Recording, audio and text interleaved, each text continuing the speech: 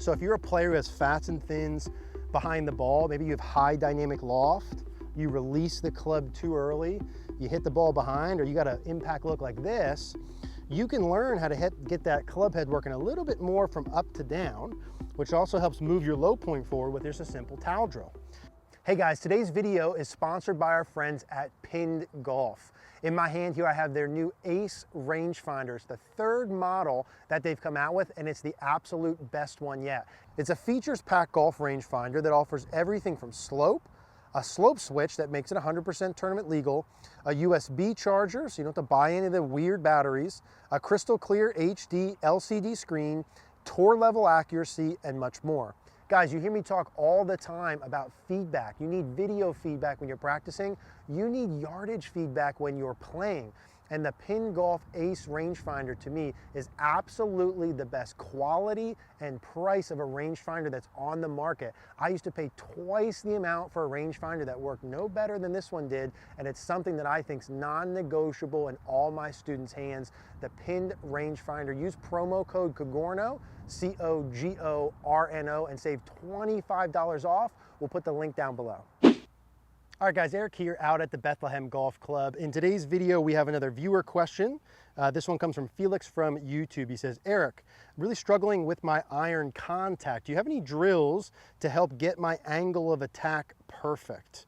So Felix, we do have a couple of drills. And really what I want to talk about with this is the delivery position that your irons should come in at to hit the ball well. When we make a swing, we swing the club right on a circle around our body. And the angle of that circle, the bottom part of that circle, how far down it is versus how shallow it is very important. How wide that low point is, and then where the low point is. When you're talking flushing irons, you want to get that circle be appropriate width, right? You could have more of a V type of look or more of a U. How do you determine that? And then also make sure that the bottom part of that circle is just in front of the ball. Let me show you what I'm talking about here. We'll bring Adam Scott up just as an example, and let's pull him up and show you what I mean. So if I pull him back to setup, let's see. Now keep in mind guys, I'm not super artistic here, so I don't know how the circle's going to come out, but let's say his swing is kind of like this. Okay, so let's say that's the circle. That was pretty good. So let's say that's kind of the circle his club head takes on the way back and down. Now it's not going to work like a perfect circle. His club head will be a little wider back and a little more narrow down, but that's not bad for a guess. You can see that club head rides on that pretty well. Now, that circle and the width of the circle is very important, right? Because I can have this thing coming down from the top much more like a V, like this, or much more like a U, like that circle actually is. Now, we want to have more of the U look to it, so that this angle that he comes down here, this circular angle, as we start to go down here, is on an approach, that's reasonably shallow. So we got a reasonable, bottom part, wide part of the circle, but the low point, like where his club hits the turf, has to be out here in front of the golf ball for him to hit it solid. So that club head's going to trace down on a fairly wide circle, but to the point where you see he hits the ground here past the ball. Now, how do we do that? Well, there's a couple things, Felix, that I would say. Obviously, without seeing the swing pattern, there could be a couple different things that you would struggle with. But the first one that I would look at all the time for low point would be if someone struggles with the low point being too far back behind the ball, and or if they're a little too shallow. And this is where this towel drill comes in perfect. So I would take a towel and just fold it up a couple times. You may have seen this before, it works so good. And I would fold this up a couple times to the point where it's about an inch off the ground in height. So like how high this towel actually is, about an inch off the ground. And I would get it to the point where it's about one grip behind the golf ball. So about one grip behind the ball, and let's call it about an inch off the ground. Now, this particular towel behind me, in terms of flushing my irons, is gonna make my club head come in a little bit more on a vertical angle. So if you're a player who has fats and thins behind the ball, maybe you have high dynamic loft, you release the club too early, you hit the ball behind, or you got an impact look like this, you can learn how to get that club head working a little bit more from up to down, which also helps move your low point forward with just a simple towel drill. Now I would work my way up on this drill like anything else. I've got a 7-iron, and I'm gonna just do like a hip high, just to get a sense of my club head missing the towel and striking the ground where it's supposed to. So that one I hit nice and solid. We'll see if the TrackMan comes up with the towel in. Sometimes it picks it up, sometimes it doesn't. So there, on that one, right with my 7-iron, I've got an angle of attack of 6.6. So my dynamic loft at 19. So that's fairly low, which means for me that I'm coming in on a reasonably steep angle. My 7-iron, depending upon my speed, I might be anywhere from 4, 5, 6, 7 degrees. And my dynamic loft is nice and low with the 7-iron, somewhere in the low 20s. So for me, this makes me maybe a little steeper than normal. It might not be perfect for me, but for you, it could help. So let's just go a little bit longer. Again, 1 inch off the ground, 1 club head behind the ball. And my first goal is going to be to just get the club to miss the towel and learn how to strike it solid without hitting the towel. And that should be about in the same ballpark.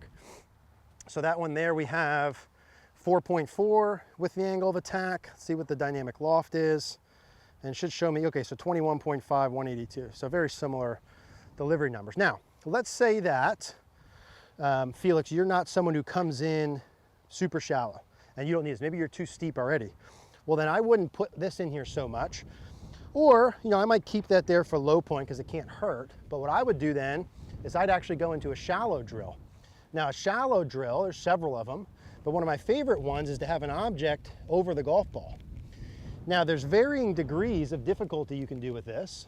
You notice I've got this stick over the ball. The front edge of it will be roughly right over the golf ball, and I've got it up here to the point where it's just shy of a grip above the ball. So that's about the angle that I have for the club to work in here. Now, this would be for you, Felix, if you come down and you're too steep and you would hit too far down on it. This one actually makes me swing a little bit more from inside and makes that bottom part of the circle be a little bit more shallow. This would be good for players who hit the ball really low. If you hit pulls and fades and big divots, this will help you kind of more sweep the ball off the ground. This should go a little bit higher, and my angle of attack here should be a little bit lower. So those last ones were 4 and 6. Let's see if these will be a little bit higher, and the ball should go higher with these as well. I'll start with a 3/4, same thing as last time. Feeling the club head working a little bit more lower to the ground earlier, more shallow. Yeah, so there you can see, now I hit that very solid, but I didn't hit any turf, didn't hit any ground. And so that was 3.9, so just a little bit lower with my angle of attack, but my overall height should be much higher here with this. Let's do a full one so we can see. Like my normal 7-iron height might be 100 to 110 feet. This should help it go a little higher, get that delivery position a little bit more from low and inside. Let's do one here. Yeah, and so I would assume that that's going to be higher than my normal height.